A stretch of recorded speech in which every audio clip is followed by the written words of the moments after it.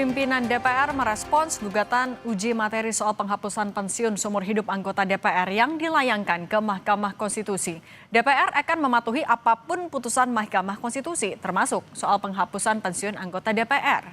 Wakil Ketua DPR Sufmi Dasko Ahmad menyebut, ketentuan pensiun anggota DPR merupakan produk dari undang-undang lama.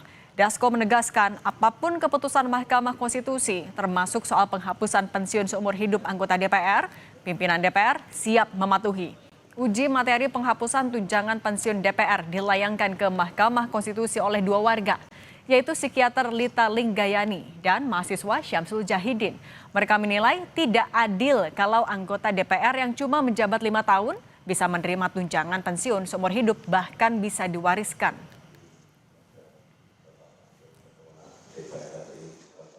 Ya sebenarnya kalau anggota DPR itu kan hanya mengikuti karena itu produk undang-undang yang sudah ada sejak beberapa waktu yang lalu. Nah, apapun itu kami akan tunduk dan patuh pada putusan Mahkamah Konstitusi. Apapun yang diputuskan kita akan ikut, demikian.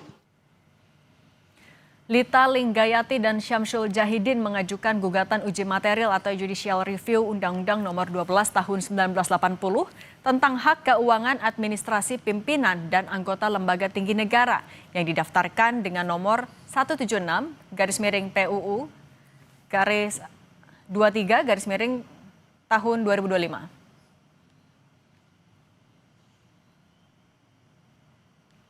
Dalam gugatan, penggugat menilai pemberian uang pensiun seumur hidup bagi anggota DPR yang hanya menjabat selama 5 tahun adalah bentuk ketidakadilan.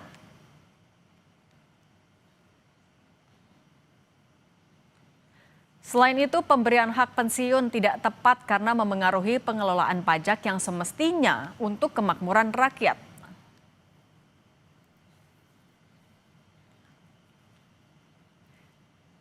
Kita bahas soal tunjangan pensiun seumur hidup DPR digugat ke MK bersama anggota Komisi 2 DPR fraksi Golkar Ahmad Irawan, peneliti Posdem Universitas Andalas Ferry Amsari, dan Direktur Eksekutif Parameter Politik Adi Praitno. Selamat petang semuanya. Selamat malam. Assalamualaikum. Waalaikumsalam. Saya mau ke Bang Irawan dulu. Bang Irawan, kalau kata penggugat gak rela pajaknya digunakan membayar anggota DPR yang menempati jabatan cuma 5 tahun. Nah, kalau Anda sebagai anggota DPR dan juga politisi Partai Golkar menanggapinya gimana? Kalau saya sih menurut saya bahwa langkah pengujian judicial review yang dilakukan oleh pemohon tersebut sesuatu yang memang perlu kita apresiasi dan hormati karena itu merupakan satu langkah yang konstitusional yang memang seharusnya dilakukan oleh warga negara ketika kemudian menilai berpendapat bahwa terdapat suatu norma, suatu undang-undang yang dianggap melanggar hak konstitusionalnya, dalam hal ini hak konstitusionalnya sebagai warga negara atau kemudian pembayar pajak. Tentu bahwa ketidakrelaan tadi itu kan menjadi satu bagian argumentasi yang disampaikan kepada Mahkamah Konstitusi, walaupun sejauh ini saya baru membaca pemberitaan terkait dengan judicial review tersebut. Saya belum membaca permohonan tersebut secara lengkap. Tetapi baik itu secara proses maupun secara substansi tentu kita hormati dan kita serahkan sepenuhnya saja kepada Mahkamah Konstitusi untuk kemudian memeriksa dan memutus perkara tersebut. Oke, tapi apapun nanti hasilnya oleh MK, tapi Anda akan menerima apa saja hasilnya, termasuk kalau memang pensiunnya akhirnya dihapuskan? Saya sendiri sih sebenarnya tidak mengetahui ya, karena saya masih sedang menjabat dan ini periode pertama saya, bahkan undang-undang tersebut ada dan lahir sebelum saya lahir gitu. Jadi undang-undang tersebut ada undang-undang tahun 1980-an ya.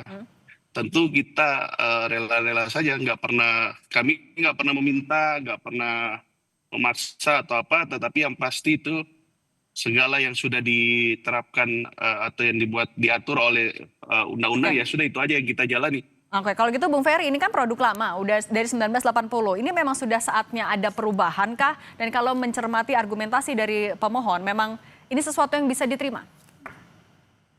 Ya, pertama kalau undang-undang itu perlu direvisi, kayaknya memang iya ya, karena undang-undang itu masih tentang hak keuangan administrasi pimpinan dan anggota lembaga tinggi negara, gitu ya. Padahal peristilahan lembaga tinggi negara itu sudah tidak digunakan lagi. Sekarang istilahnya hanya lembaga negara. Tapi problematika soal keuangan itu bukan problematika Indonesia saja, terkait lembaga perwakilan misalnya. Nah, perlu digagas mekanisme keuangan, tunjangan pensiun dan lain-lain itu dengan seadil-adilnya. Kalau anggota dewan tidak naik gaji atau tidak mendapatkan fasilitas tertentu, itu akan jadi problematika tersendiri sebab mereka memegang hak untuk mengelola keuangan negara, hak budgeting itu. Di beberapa negara mencoba mencontoh model Amerika ya. Kalau mereka untuk keuangan dan naik gaji itu proses penentuannya memang ditentukan oleh anggota parlemen saat ini, tetapi dampaknya akan dipakai atau dinikmati oleh anggota dewan periode berikutnya. Jadi tidak ada konflik kepentingannya. Nah, soal uang pensiun yang seumur hidup itu memang perlu dikaji ulang, ya, ditelaah ulang apakah kemudian itu layak atau tidak. Sebenarnya tentu ini bagian dari respon kekecewaan publik terhadap kinerja anggota dewan ya. Kalau kinerjanya baik, kesejahteraan terjamin, saya nggak yakin nggak ada yang ribut soal pensiun seumur hidup itu. Ini lebih karena mungkin publik antipati dengan berbagai tingkah laku dan tindakan dewan, sehingga ada upaya-upaya seperti ini. Bayangkan beberapa negara itu terkait gaji dan segala macam itu jaraknya tidak jauh dari alat ukur pendapatan warga negara terendah gitu ya, UMR dan segala macamnya itu. Ada yang 3 kali dari UMR yang didapat oleh pekerja kita.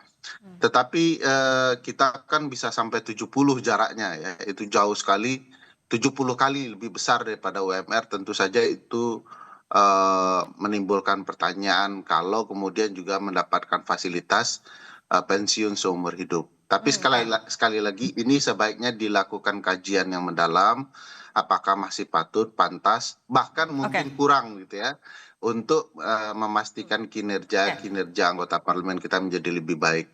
Saya tidak antipati dengan fasilitas yang diterima anggota dewan, tapi lebih kepada kemampuan mereka bekerja sebagaimana layaknya untuk Oke, itu ya soal kinerja tadi. Nah, kalau gitu Mas Adi, kira-kira kalau dari kacamata politik, gugatan ini bakal mendapat atau dikehendaki oleh semua fraksi nggak di DPR?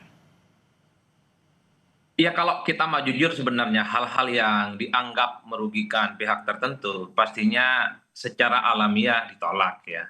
Misalnya apapun judulnya, kalau memang uang pensiun ini dianggap tidak terlampau menguntungkan bagi kawan-kawan DPR yang pensiun, pastinya secara manusiawi agak keberatan. Tapi kan secara politik sekalipun ada keberatan, mungkin tidak suka dengan substansi soal ini, tapi kan kawan-kawan DPR tentu akan menerima apapun yang akan nantinya diputuskan oleh Mahkamah Konstitusi. Tapi bagi saya secara prinsip memang ini harus diakui, ini soal adanya jarak dan disparitas yang cukup jauh antara kesejahteraan rakyat yang di bawah dengan elit-elit yang ada di pusat, terutama DPR RI yang mungkin selama ini dipertontonkan terlampau telanjang. Jadi satu persatu rakyat mulai kritis dan mulai protes bahwa anggota dewan yang mungkin ditengarai memiliki fasilitas yang cukup fantastis tapi cukup berjauhan dengan kinerjanya yang dianggap masih jauh panggang dari api.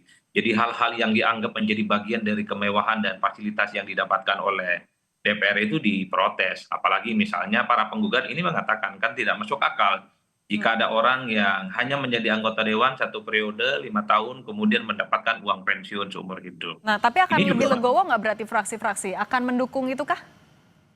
Kalau putusan Mahkamah Konstitusi tentu tidak bisa diintervensi oleh siapapun karena yang akan memutuskan ini adalah hakim konstitusi.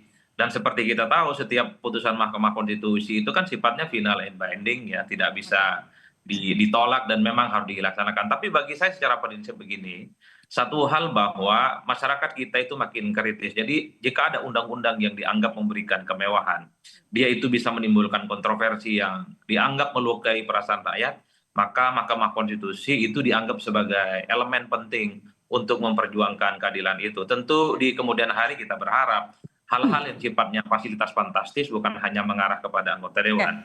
Bukankah begitu banyak pejabat-pejabat publik di negara ini mungkin tidak terdeteksi, tapi juga mendapatkan fasilitas yang mewah, kinerjanya tidak bisa dipertanggungjawabkan, dan itu cukup membebani. Dan itu juga jadi poin yang dikritisi. Nah, kalau Bung Ferry, kalau melihat argumennya yang disampaikan ini misalnya katanya bertentangan dengan prinsip keadilan, persamaan di hadapan hukum, mengabaikan hak atas penggunaan pajak untuk kemakmuran rakyat, dan argumen lain, apakah MK bakal mengabulkan ini? Ya, tentu MK tidak segampang itu ya untuk mengabulkan atau tidak mengabulkan suatu permohonan. Perlu dilihat juga apa maksud asli pemberian gaji atau uang pensiun seumur hidup itu. MK biasanya mengenal istilah original intent yang maksud asli, mereka akan telaah itu.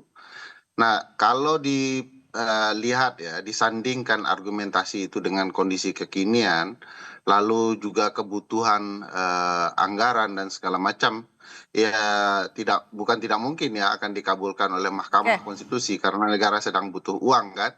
Tetapi kalau dilihat dampak ke depannya agar anggota DPR itu bekerja serius dalam pembentukan undang-undang, agar mereka tidak disogok dan segala macam, tentu mereka perlu ada jaminan kehidupan di masa depan. Megang pola keuangan negara tetapi mereka sendiri tidak mampu sejahtera, itu kan juga janggal bagi saya. Nah, kalau gitu Bang Irawan, nah dengan kalau tadi poinnya adalah ada disparitas ini buat jadi bekal apa yang menjadi kegelisahan juga dari penggugat. Nah, Anda melihatnya artinya gimana? Hitung-hitungan yang tepat untuk pensiun ini memang dihilangkan saja untuk mengembalikan kepercayaan publik atau seperti apa? Singkat saja. Saya sih tidak memahami apa yang kemudian yang dimaksud Mbak sebagai satu hitung-hitungan. Yang saya pahami bahwa secara normatif undang-undang tersebut secara filosofis mengatur terkait dengan dana pensiun itu kaitannya dengan dua hal. Satu adalah agar parlemen kita bisa bekerja dengan baik, kinerjanya baik, demokrasinya maju. Yang kedua adalah sebagai bentuk apresiasi negara terhadap seluruh pejabat negara atau pada saat itu disebut sebagai pejabat tinggi negara. Terkait kemudian formulasinya saya tidak tahu hitung-hitungan yang tepat. Yang paling penting itu bahwa dalam konteks pengujian ini ya kita serahkan kepada Mahkamah Konstitusi untuk kemudian menilai apakah kemudian yang diatur dalam undang-undang tersebut telah tepat secara konstitusional. Oke, nanti kita lihat bergulirnya sidang di MK. Kalau gitu Bang Ahmad Irawan, Bung Ferry Amsari, Mas Adi Praitno, terima kasih sudah berbagi di Kompas Petang. Sehat selalu ya semuanya. Terima kasih Mbak Cindy. Sehat satu, makasih.